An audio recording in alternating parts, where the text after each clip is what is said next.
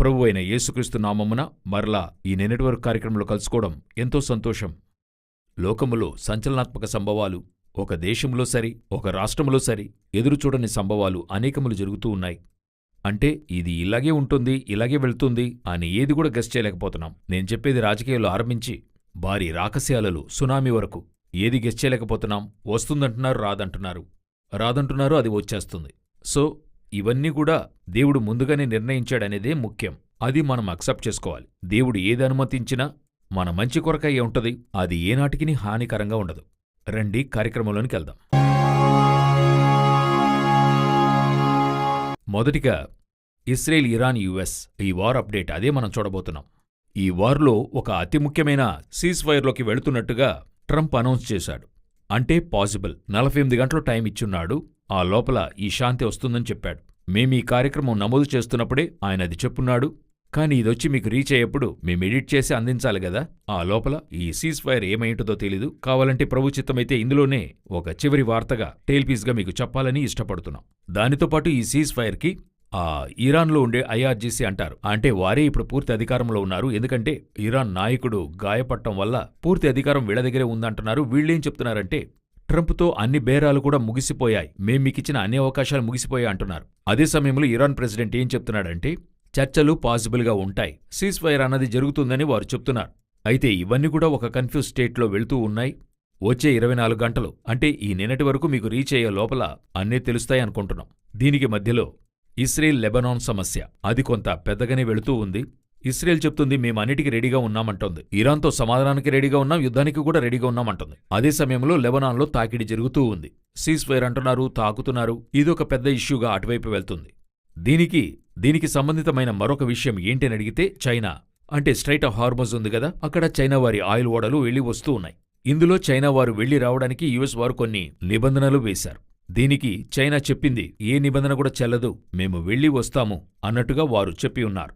So ఇప్పుడు ఇటువైపు అన్ని కూడా చూసినట్లయితే ఒక విధమైన అస్థిరత్వము, నేను ముందుగానే చెప్పినట్టు ఎక్కడ ఏ సమయమైనా ఏదైనా జరగచ్చు అన్నట్టుగా ఉంది. దీనికి మధ్యలో దుబాయ్ని ఇరాన్ వారు తాకిడి చేశారు. అక్కడ సమస్యలు వెళుతూ ఉన్నాయి.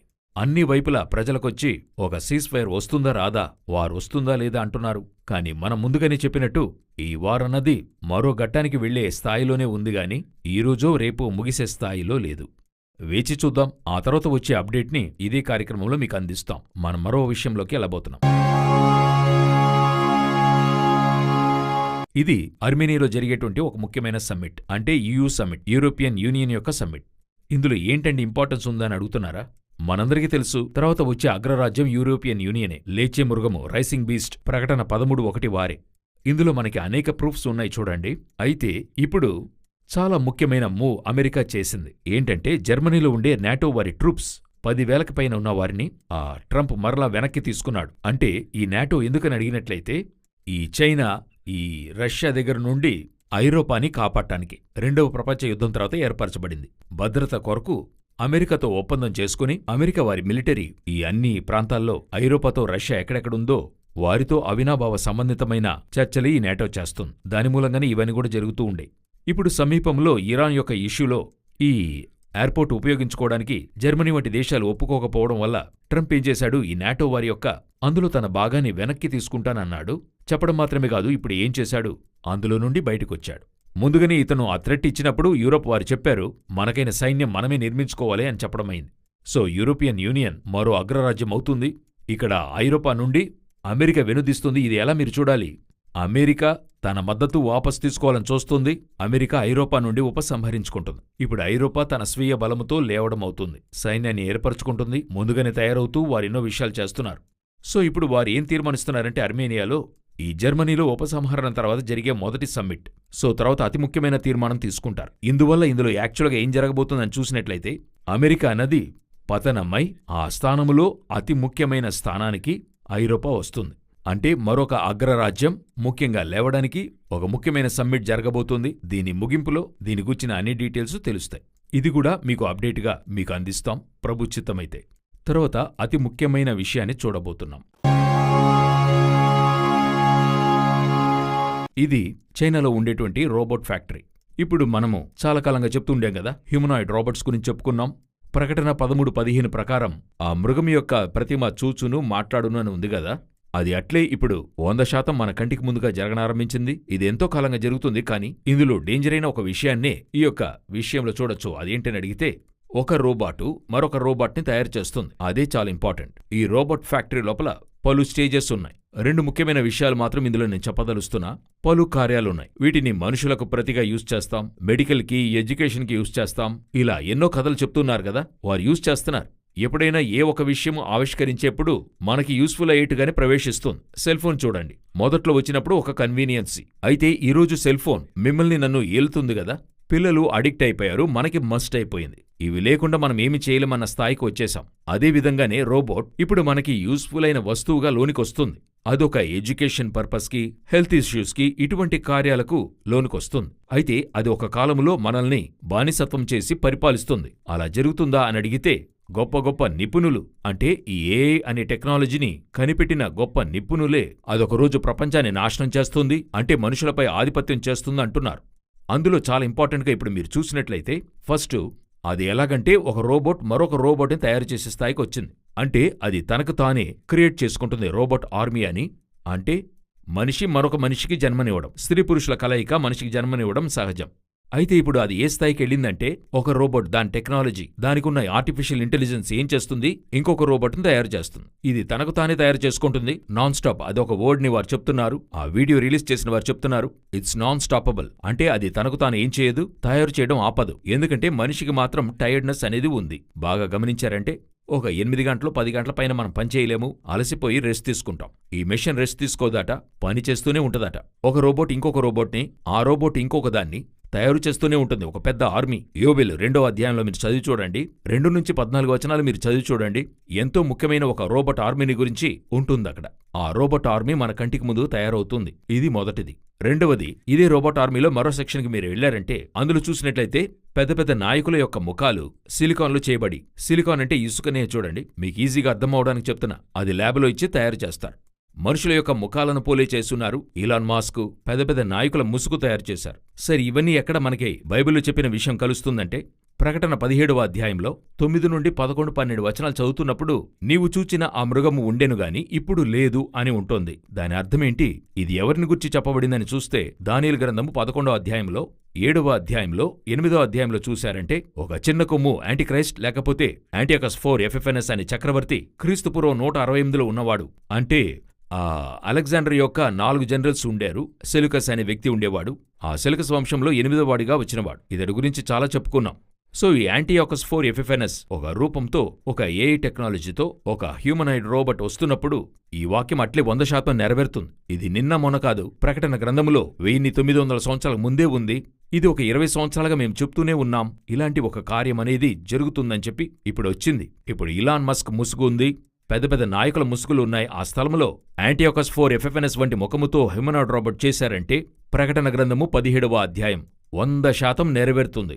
మన కంటికి ముందరగా ప్రభు సూచించిన చివరి సామ్రాజ్యం యూరోపియన్ యూనియన్ ఒకవైపు, మరోవైపు అందులో నుండి ఆధిపత్యం చేసే హ్యూమనాయిడ్ రోబోట్ లేక ఒక గొప్ప సర్వాధికారం లేస్తుంది. రెండునూ లేచి వచ్చే ఒకే కాలఘట్టములో మనకి ముందరగా తెలుస్తుంది. దానికి ముందర ఎప్పుడు ఒక సామ్రాజ్యం లేస్తున్నప్పుడు మరొకటి పడుతుంది గదా. మనం అమెరికా సామ్రాజ్యం పడుతుందన్నాం గదా, అది నిశ్చయంగా పడుతుంది అన్నందుకు ఒక అతి ముఖ్యమైన చరిత్రతో కలిపి చూసేటువంటి ఒక సూచన చూడబోతున్నాం. అదే చివరిది. ఇది ట్రంప్ను గుచ్చిన ఒక విషయం. ఏంటని అడిగితే, ముందుగానే ట్రంప్ యాంటీక్రైస్ట్ యొక్క గుణాతిశయాలు అన్నీ కూడా చేసుకుంటొచ్చాడు అని మనం చూసాం కదా. అయితే కొందరు దానికి ఏం చెప్పారంటే, అది ఎలాగంటే ట్రంప్ని యాంటీక్రైస్ట్ అంటారు. మరలా చెప్తున్నా, ట్రంప్ యాంటీక్రైస్ట్ కాదు, అతడు యాంటీక్రైస్ట్ అయి ఉండే వీలు లేదు. అయితే అతనిలో ఆ గుణాతిశయాలు 1-2 ఉన్నాయి. వచ్చేవాడు పూర్తిగా ఉంటాడు. అతడు వేరే యూరోపియన్ యూనియన్ నుండే వస్తాడు. అయితే ట్రంప్లో 6 కార్యాలు గత 2-3 కార్యక్రమాలకి ముందుగా మనం చూశాము. మీరు వెళ్ళి చూశారంటే అందులో మీకు తెలుస్తుంది చూడండి. అయితే ఇప్పుడు 2 ముఖ్యమైన విషయాలు అట్లే జరిగాయి. ఏంటంటే, ఒక స్పెషల్ పాస్పోర్ట్ ప్రవేశపెట్టారు అమెరికాలో. ఆ స్పెషల్ పాస్పోర్ట్లో మీరు చూసినట్లయితే, ఎప్పుడు ఒక మృగము యొక్క ముద్ర, అంటే మీరు ఒక పాస్పోర్ట్ ఇచ్చారంటే ఆ దేశ ప్రభుత్వ ముద్ర ఉంటుంది. ఇప్పుడు శ్రీలంక వారిది చూస్తే ఆయుధమున సింహం చూడొచ్చు, సింగపూర్ వారికి సింహం ఉంటది, మన దేశమైతే చతుర్ముఖ సింహం ఉంటది, అమెరికా వారిది పక్షిరాజు ఉంటది. ఇప్పుడు దానికి బదులుగా పక్షిరాజుంది, దానితో కూడా ట్రంప్ యొక్క ముఖాన్ని వేసి దానితో పాటు ఒక సైన్, ఆ మృగము యొక్క ముద్రైన నామమైన అతని పేరు రెండు అందులో ఉన్నాయి. ఇది లేకుండా క్రయ విక్రయములు చేయలేరు. ఇప్పుడు పాస్పోర్ట్ లేకుండా వెళ్ళి రావడం కుదరదు. అయితే ఇది ఒక స్పెషల్ పాస్పోర్టే. ఇదేదో అవసరమైన పాస్పోర్ట్ కాదు, స్పెషల్ పాస్పోర్ట్. అయితే ఇటువంటిది యాంటీక్రైస్ట్ పీరియడ్లో యూరోపియన్ యూనియన్లో అందరికైనా ఒక కార్యం వస్తుంది. ఇలాగుంటుందా అంటే, ఒక కాలంలో తమిళ రాష్ట్రంలో తమను దేవునిగా చూపించుకున్న నాయకులుండారు. అలా జరుగుతున్నప్పుడు అంతకుముందున్న వారు ఇలా జరుగుతుందని ఎదురుచూడలా. అలా సడన్గా ఒక కార్యము వచ్చింది. అయితే ఇప్పుడు చూసినట్లయితే ప్రపంచానికి ఒక నాయకుడు, అంటే ఇప్పుడు నెంబర్ 1 అమెరికానే అగ్రరాజ్యంగా ఉంది. దాని నాయకుడు తన యొక్క ఫేస్ వేసి, తన సైన్ వేసి, అమెరికాలో అది సాధ్యమే లేదండి, అలాంటి విషయమే లేదు, అయితే ఇప్పుడు జరుగుతుంది. సరే, ఇదొచ్చి ఏదో ఒక స్పెషల్ అకేషన్ ఇలా చేస్తున్నారు అనే విషయాన్ని కూడా పెట్టుకోవచ్చు చూడండి. ఇది తర్వాత మరొకటొచ్చింది, అది ఎంతో ఆశ్చర్యం చూడండి. ఇది ట్రంప్ యొక్క ఒరిజినల్ ఫ్లారిడాలో ఉండే గల్ఫ్ గ్రౌండ్. ఆ గోల్ఫ్ గ్రౌండ్లో ట్రంప్ యొక్క ఒక 22 అడుగులకు ఎత్తైన ఒక కాంస్య విగ్రహం పెట్టారు. ఈ విగ్రహాన్ని మీరు చూశారంటే దాదాపు ఇది ఒక 3 టన్నుల బరువు ఉంటుంది చూడండి. ఇది ఎందుకు పెట్టారు అని అడిగినట్లయితే 2024లో అంటే అతడు ఎలక్షన్ ప్రచారం చేస్తున్నప్పుడు అతని షూట్ చేయడానికి, చంపడానికైనా ఒక కార్యము చేశారు. అప్పుడు అతను ఏం చేశాడంటే తప్పించుకున్నాడు. దాని జ్ఞాపకముగా దాన్ని పెట్టారు. ఎప్పుడు పెట్టారంటే ఈ సంవత్సరం ఏప్రిల్ నెలలో ఆ గోల్ఫ్ గ్రౌండ్లో ఇది ఉంచారు. ఇది ఎవరు పెట్టారంటే ట్రంపే పెట్టాడు. అదే చాలా ముఖ్యం, ట్రంపే పెట్టాడు. పెట్టింది ఎలాగంటే కాంస్య విగ్రహమే, కాని బంగారు పూత వేసి పెట్టబడింది. గోల్డెన్ స్టాచ్యూ దానికి పేరు. అయితే బ్రాంజులు చేశారు, పైన గోల్డ్ పూత వేశారు. ఇది ఎక్కడో ఒక దగ్గర సింక్ అవుతుంది. ఎక్కడ అనిపిస్తుంది? దానియేలు గ్రంథములో చూడండి, 2వ అధ్యాయంలో నెబుకద్నెజరు ఏం చేస్తాడు?